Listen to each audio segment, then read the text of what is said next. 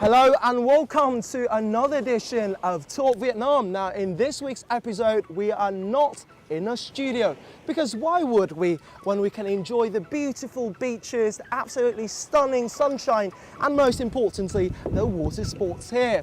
Now this week is more than just the water sports, it is a means of changing environmental conservation and marine protection here in Vietnam. So with no further ado, let's meet Julia Shaw in Mũi Né.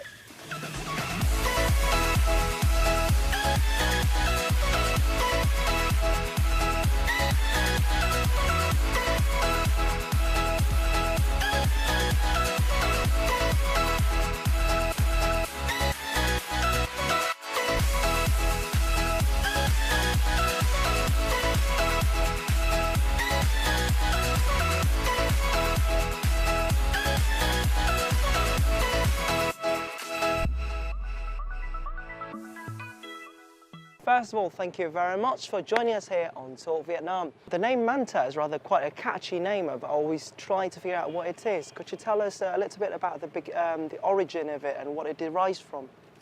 Well, actually, MANTA, the name, came from my older nephew when he was about 4 or 5. And I needed a name that was non-controversial but related to wildlife and water sports. And he stopped for 2 seconds while he was play fighting with his younger brother to give me an answer. And so I had to use it. So it has something to do with the manta ray and some of the marine animals, right? That's right. Water sports and wildlife are the main themes for MANTA. So manta sailing, despite the fact that it is a sail training, mainly a sail training project, it is also a marine conservation project as well. Can you explain a little bit more about this? I was invited to work in Vietnam to set up a charity to help stop illegal trade in endangered wildlife. And after helping set up an animal hospital for Vietnam near Cu Chi, we decided that marine life was in more trouble. So the wildlife and sailing angle came together with MANTA. Okay, and it started out near Con Dao Archipelago, right? Can you tell us a bit more about the beginning? That's right. Con Dao Archipelago, arguably as one of the best protected marine areas for Vietnam with forest protection status. And we were looking for alternatives for fishermen to take them off endangered wildlife. So what was the condition of the, of the fishing industry at the time around the area, and what were some of the greatest sort of dilemmas that you guys had to face at the time? Fishing issues were significant. Like for example in Mũi Né here, at night time you'd just see lights like a city that just went back for miles, and you had tourism growing, more mouths to feed, fish quite small, getting smaller. Some of the biggest risks to the ocean were things like pollution, overfishing and climate change. And Mũi Né actually was under more pressure than Con Dao because there was no protected area, nowhere for the fish to hide, to grow and multiply. So how did you feel about that at the time? You know, obviously those were the early days of manta sailing, and you were kind of fresh at the time in Vietnam with the project too. How did that sort of like drive you into the action? Well, on one side, Vietnam still had a lot to protect, unlike a lot of other countries in the world. But at the same time, I just felt that wildlife wasn't going to be high on their priority. So something like a motivation like a national sport or protection of national boundaries might have had more momentum. This was the proposed solution to the dilemma, to the problem of overfishing that you had at the time, right? Could you please elaborate a bit further on that? So we were looking for a solution, and the solution that MANTA came up with was taking fishermen off the endangered habitats, off the overfishing, and into water sports using their existing ocean skills. Meet Trần Quốc Phục, a veteran instructor at MANTA Sail Training Center. Tôi làm ngành thể thao hôm nay là được tính vào 10 năm, tôi chạy cũng trên 500 người về môn thể thao này. Phung's beginnings, however, were quite different when he met Julia Shaw. Like many others in the coastal Bình Thuận province over a decade ago, Phung lived off of the sea. Tôi sinh ra tại Mũi Né, cuộc sống của tôi là và gia đình của chúng tôi là từ đánh bắt cá ngoài biển, từ ngư dân. When Julia settled in Mũi Né, she approached the group of fishermen in coracles. She tried to break the ice by asking to try it out for herself. Julia would soon offer these same fishermen lessons in sailing and a new career opportunity, using nothing but body language along the way. Cổ cứ da ni, da dấu tôi giờ làm việc cổ.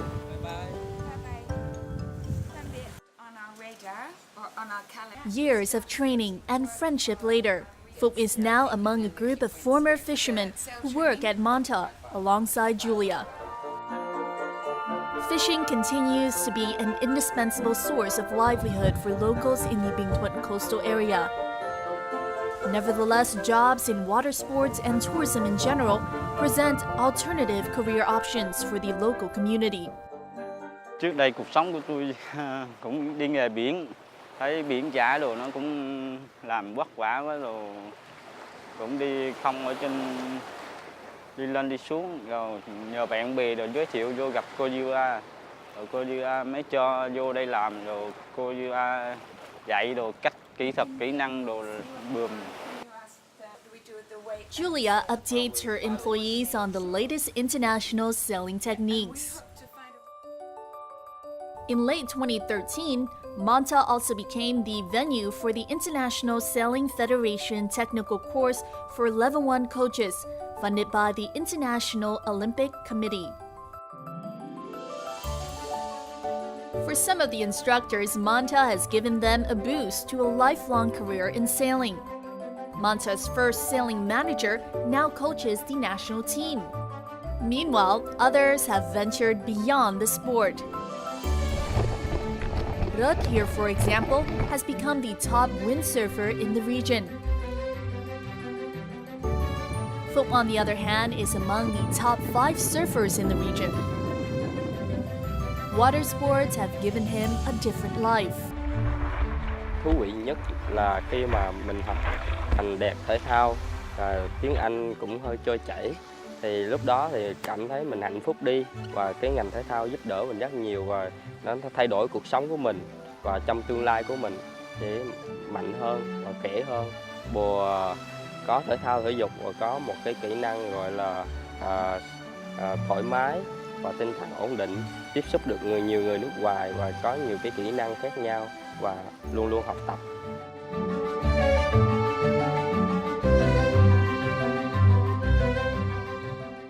So at the beginning, obviously, it was rather interesting as well as challenging for you to approach some of the fishermen because, you know, these guys were used to fishing instead of water sports. So how did you manage to approach them, and what were some of the challenges that you faced? I think it was definitely something new to them, and I think some of them found it quite weird.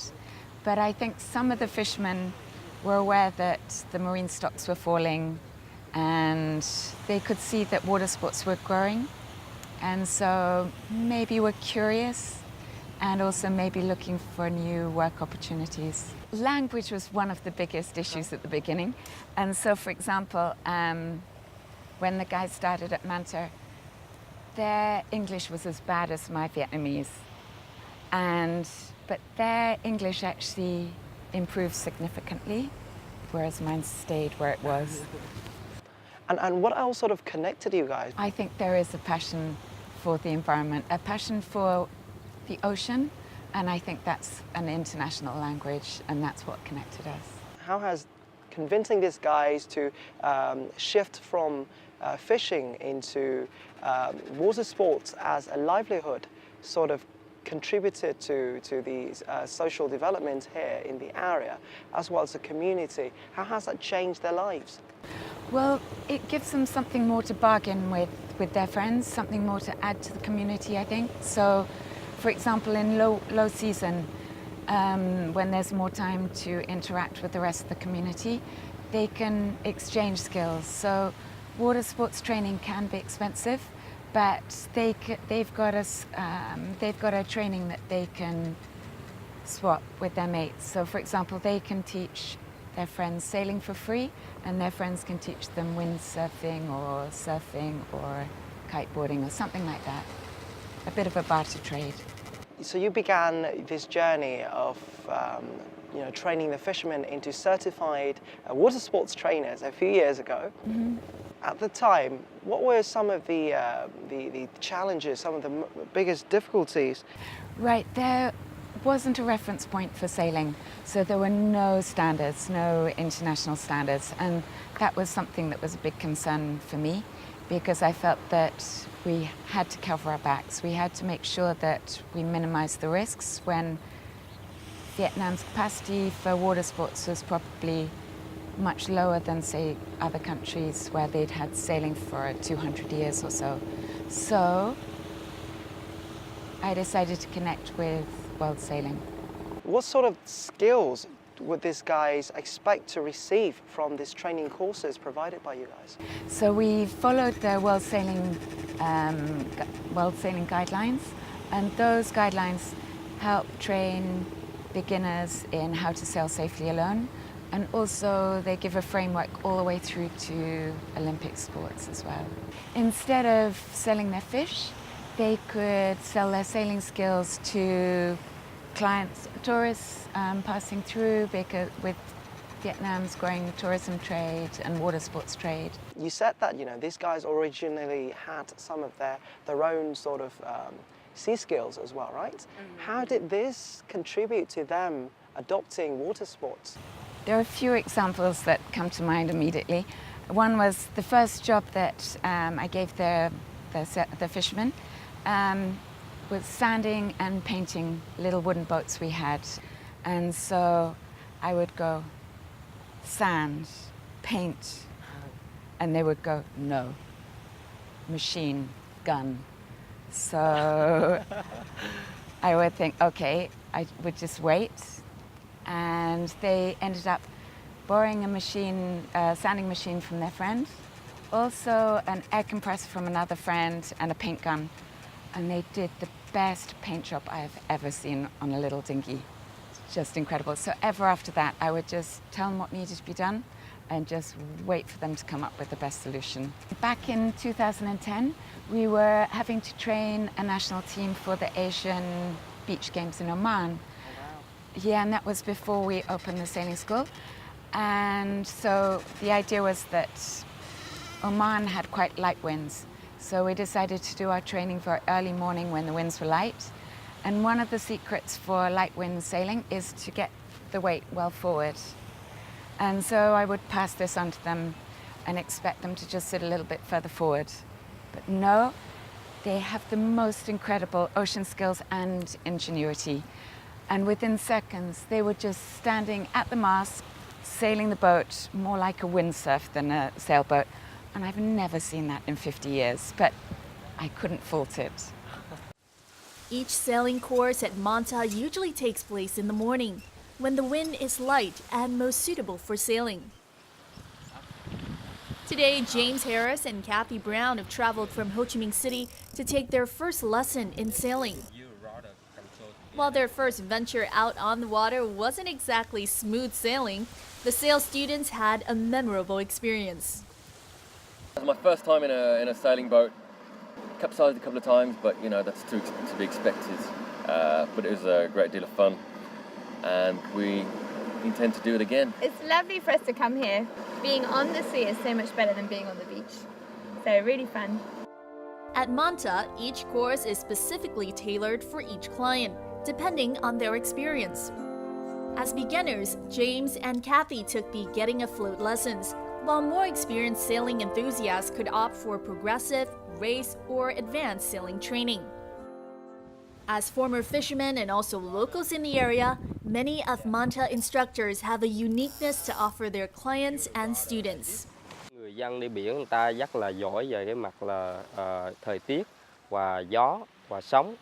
Trong khi đó là cái thời tiết, gió và sóng là để kết hợp với thuyền buồm là có nghĩa là cách an toàn cho bản thân của mình và cách chỉ định hướng gió chính xác cho mình. Rồi sau mình có một cái hoàn toàn cái kinh nghiệm về mặt đi biển, về mặt thuyền buồm để mình chỉ cho các em sau này. Well, obviously, he's a very good instructor, very experienced, and it never felt for a moment when he was in control that we were going to capsize. No. As soon as I was in control, we capsized twice. He knows what he's doing. Yeah, he knows what he's doing. Yeah. Yeah, And he's great. very patient. He didn't mind when we Yeah. fell over. Coming to Manta alongside sailing, one can also try other water sports, such as wakeboarding or stand-up paddle, among others. Let's rewind now back to the beginning of you starting a water sports sort of facility here. What was the scene like at the beginning, and were there any sort of like opportunities that you saw? When I first arrived in Vietnam in '93, I was in the plane and just amazed at the coastline of Vietnam. And I decided that when I landed, I would just go along the coast and look for sailing to see who was sailing. And I went along the whole coast, nobody was sailing. But when I came back to work in Vietnam in 2003, there was kiteboarding out of the windsurf center, and that was awe-inspiring. And if there was a strong wind, we're very lucky in Vietnam because you've got unique sand dunes, and the sand dunes warm up and the hot air rises, brings in the cool air from the sea, which makes Mui a unique setting for water sports. At the beginning, back in 2003, only about 6 kiteboarders through the high season. And if there were any low wind days, they would be really ingenious. They would get their kite going and they would jump into one of those little coracles. And I have never seen anyone paddle so fast. It was hysterical. I was just killing myself laughing, watching them on the beach. Nothing would stop these guys, I think inspired by the spirit of Vietnam. Obviously, Mui has also evolved into a major tourism hub in southern Vietnam too. Do you think that sailing in particular and water sports in general had anything to do with this? I think yes. For example, the way the whole bay developed was quite incredible. So I understand about 20 years ago it was just a beach track, maybe one hotel. And now there are over 100 hotels which are fully booked in high season. And what we found was that kiteboarders, just a handful of kiteboarders, they would come back year after year for a few months at a time in high season, and it was just like a family. So your mates would keep coming back. So there's a really good atmosphere in the bay that's developed around water sports, around kiteboarding, with the locals, with so many different nationalities. It's multicultural, and everybody's part of this mishmash of a big family. So over time, the tourism sector here grew simultaneously with the love for water sports here in the area. What kind of role does this have in the improvement of living standards of the local people here? In the last 12 years, there's been a growth directly in water sports and indirectly. So with the kiteboarding centres, there was one 12 years ago. Now they're probably over 30. I've lost count. And also the services that go along with the water sports. So there are shops that sell water sports gear. There are the restaurants. People, after water sports, they need to relax. There are great places for a massage. Then also there are tours that take people out to the dunes. And so going from fisheries where the marine stocks are falling, to growing sports of tourism and water sports, and all that comes with it, directly or indirectly, I think it's had a significant impact on improving quality of life. So Vietnam joined the International Sailing Federation in 2012, correct? What did this mean for MANTA and the other water sportsmen in the region in particular? When we were setting up the sport, Vietnam Olympic Committee based on our initial marine conservation projects, asked for help to develop sail sports for Vietnam. I told them it was too big for me, so we had to go along with World Sailing Federation, which they did, and they did fast track. And the idea there was that Vietnam sports universities, the 3 of them, they can advise government, and that's a fast track for setting up a sailing federation instead of going through all of the provinces and the Ministry of Interior in each province. So by going through the universities, those university students can learn the skills and then take them back to their provinces and help with dispersing the sail skills across the length of Vietnam. Aside from being a training center, MANTA sees itself as an umbrella advisory organization committed to promoting, developing, and standardizing sail sports for Vietnam. MANTA works with Vietnam's Olympic Committee in collaboration with the Ministry of Transport University and the National Sports Training Center in order to affiliate with regional and international sail sports federations. In 2012, Julia Shaw received the International Olympic Committee scholarship to draw the national sailing plan for Vietnam. The funding also allowed for extensive training at MANTA for coaches from 5 provinces in Vietnam.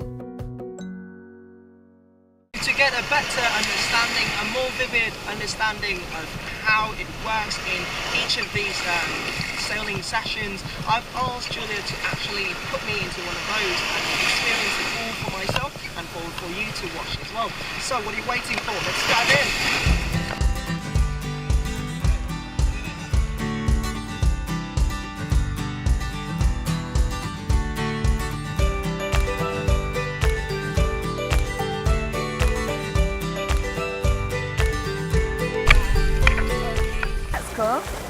Yeah, we put this down to stop the boat going sideways, okay?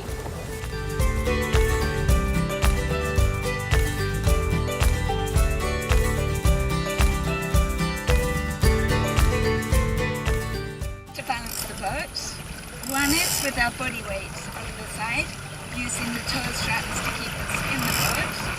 The other is keeping the wind in the sail, which is a bit like the accelerator, so when we get going, we just pull the accelerator on, catch a bit of wind,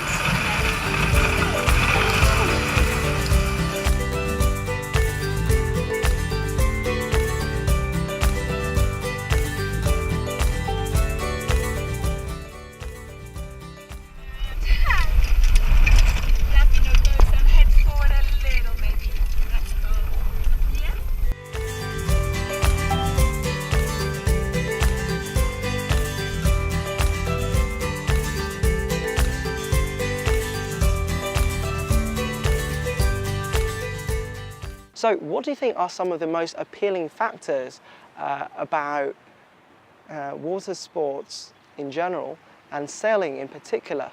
I think what's wonderful about sailing is that you never stop learning. It doesn't matter how good or bad you are at sailing, you can enjoy it just as much as the next person. And you never stop learning. You've got the actual technical skills of the boat and the training, the competition. You've also got the social skills, working independently or as a team. And sailing and water sports is another form of transport. You've got a better chance of survival if you know how to propel yourself around and live on the sea. And also, I think it's a way to promote Vietnam's incredible coastline as well. Now, I believe that you also started sailing as a young lady back in the past too, at a very early stage in your life. How did you all begin? Can you describe and share with us a little story? My mother was passionate about sail sports, and she taught me when I was 4. And we lived in, I was born in Sarawak, and we used to go to see our grandmother in the UK, and our grandmother's house was too small, so we used to live on a boat, and so it was practical for my mother to teach me how to sail, age 4. And then I found that I wanted to teach my friends when I was about 5, because otherwise I didn't have anyone to sail with. So it was a very natural development. How did this sort of build up your connection, and how did this sort of strengthen the bonds between you and the ocean? When you were sitting on a boat, you could see the wildlife out on the salt marshes, the curlews with their pointy beaks. Rather like here, we see the grey egrets and other wildlife, but also the quality, the water quality. So I think one example is Surfers Against Sewage. If you love surfing, you appreciate a clean ocean to surf. Over the years, a big part of MANTA's activities has not only been, educating the tourists about sailing, but also to bring it to school, to bring it to the students. Can you share a little bit more about this, and why so? That's so true. We do train large groups of school children, up to 50 in the morning, and I hope that it benefits them from broadening their curriculum. What I really love is when you see that light go on in the child's face, that light of windsurf passion, and nothing beats it. It's just instantaneous. And then when you see a whole crowd of 50 kids leaving with bigger smiles than when they arrived, it's just, you wouldn't do anything else in the world. It touches the heart.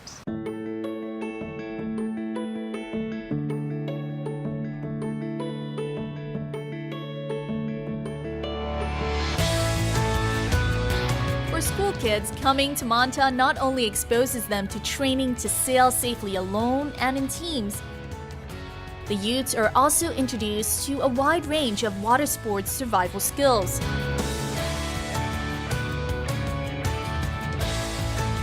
Some of the recent major groups of students who have trained at MANTA include 66 kids from Saigon South International School, or 71 kids from International School of Ho Chi Minh City.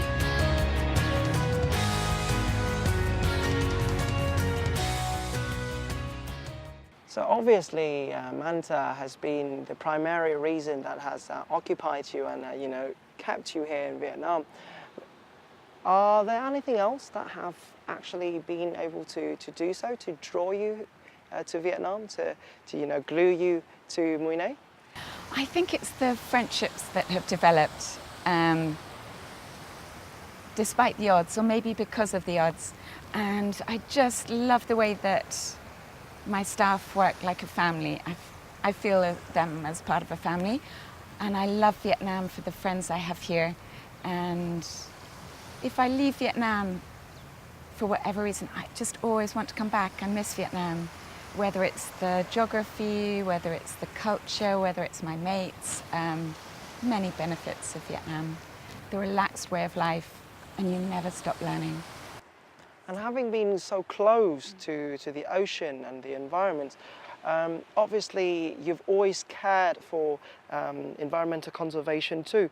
But what sort of issues first drew you to marine conservation, and what would you like to address? There are many issues to address with marine conservation worldwide. So I think the oceans are at risk from pollution, overfishing, climate change. And there's a uniqueness in Vietnam on the way to address it. So for example, I think we can use water sports to help protect marine life, not only taking the fishermen off endangered habitats and giving them another way of life, but also to organize the safety of sailing. It's cool to have different areas for sail sports. So instead of having all sail sports or all water sports in one area, like fishing boats, jet skis, kiteboarding, windsurfing, sailing, swimming, wakeboarding, just in one area with the swimmers. It's actually quite cool to have different areas to help, help the safety side. And also closing areas to water sports can protect wildlife, the marine life, seasonally. And if it comes from fishermen, that's also cool, because fishermen know where the fish are and when they need to be protected. And they can see the benefits. In Hong Kong, I could see the benefits of a marine protected area. Literally within a few weeks or months, you could see the stocks grow and the diversity come back.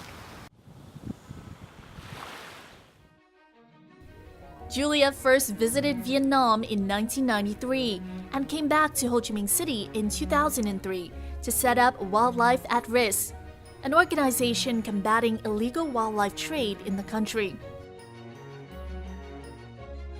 She played a vital role in setting up the Cu Chi Wildlife Rescue Center in September 2006. She then spent 2 years in Con Dao Archipelago to train local forest rangers on identifying at-risk animals. It was also a Wildlife at Risk project that took her to Mũi Né in 2009. Here she saw the potential to develop sailing alongside marine conservation work. She has made a home in the coastal town ever since. So were there any particular events or points in your life where you just felt like, you know, this is the time, I have to take action, I have to do something about the environment? My first memories of growing up in Sarawak when I was less than 3 were the powerful rainstorms and the smell of the forest and just something fundamental about the environment. And then my strongest subject at school was botany. And the first time I was really called to action was when there were changes in the forests in Sarawak, and I was still in contact with some of the ministers there. So I felt a bit of responsibility to help redress that balance.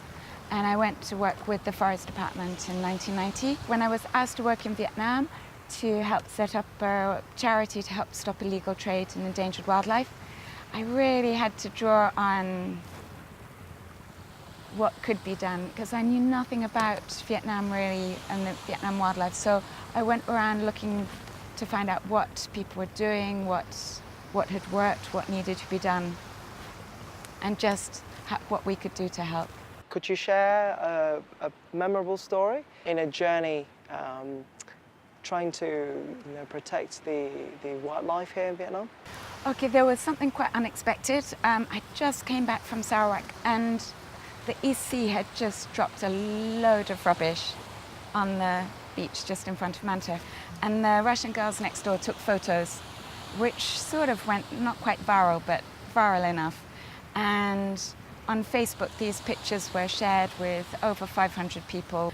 And I had a responsibility to reply to the comments coming in because it was on MANTA's doorstep, and that's where we could actually do something. Within a week, government came together with us and offered more than 400 people with trucks and diggers, and we had the local community all working to clean up the beach. It was monumental and totally unexpected. Not only had a massive pile of trash wash up from the sea onto MANTA's doorstep, a team comprising of MANTA's staff, provincial authorities, expats, tourists, and locals had all come together in order to clean it up.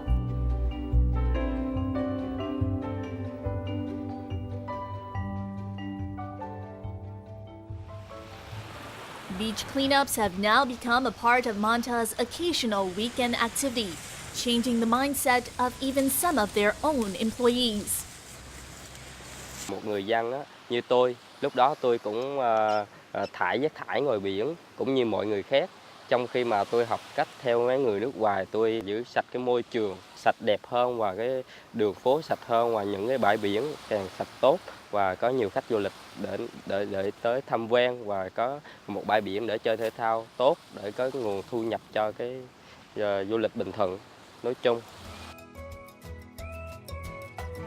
Beyond using water sports and tourism as an attraction to direct fishermen from overfishing, MANTA hopes to continue taking concrete actions to promote a clean and environmentally healthy coastline for the future development of not only the province, but also of Vietnam. Some of the fishermen themselves actually took action and started writing a paper on marine conservation. Can you share a little bit with the audience of Talk Vietnam about this? I never stop being surprised at the capacity of the fishermen. And so, for example, if they were visiting scientists and scientists asking for help, without doubt, the fishermen came to help. So our first sailing manager was able to write a joint paper with the shark fisheries how those shark fisheries have changed over the years, and they went to interview the shark fishing families and actually found out some positive changes, that now instead of sharks being caught and just the fins being used, now the whole shark is used without being thrown back to the sea. And so that particular paper on shark fisheries became a footnote in a regional paper on shark fisheries. Your experience in Vietnam changed from 12 years ago to now. How has it evolved? How has it changed? How comfortable do you feel here now?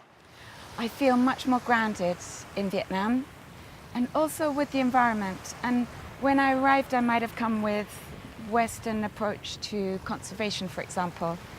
And I've definitely modified that to something that's more practical or relevant to Vietnam. What I love about Vietnam is the way things flow and the way the water sports flows, even the traffic. People just find a way.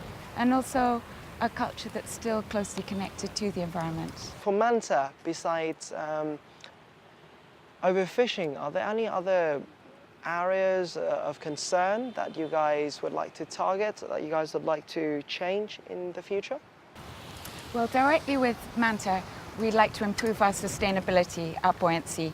And so now that we've brought in large groups of school kids, we're rolling out a program for corporations where they can gather their community service and environmental credits and team building with sail sports and climate change survival skills. So that could benefit MANTA. What I'd really like to see with the environment are more marine protected areas. It would be so cool if marine protected area and the sailing safety areas could tally with advice from the fishermen on where significant species, endangered species are spawning, or where the nursery areas are that could be protected at certain months of the year, just so that Vietnam's marine stocks can grow and multiply. And following General Giap's call for Vietnam to protect its natural resources, I think that would be such a cool development. It was such a pleasure talking to you. I feel absolutely inspired about my, about the ocean and everything now. Many thanks for your time. Okay, fantastic. Thank you very much. Now that has wrapped up this edition of Talk Vietnam. We hope that through this you understand a lot more about the importance of environmental conservation anywhere around the world, not just in Vietnam, and also the important role that water sports play in environmental protection and conservation too. Thank you very much for joining us. Goodbye for now, and until next time.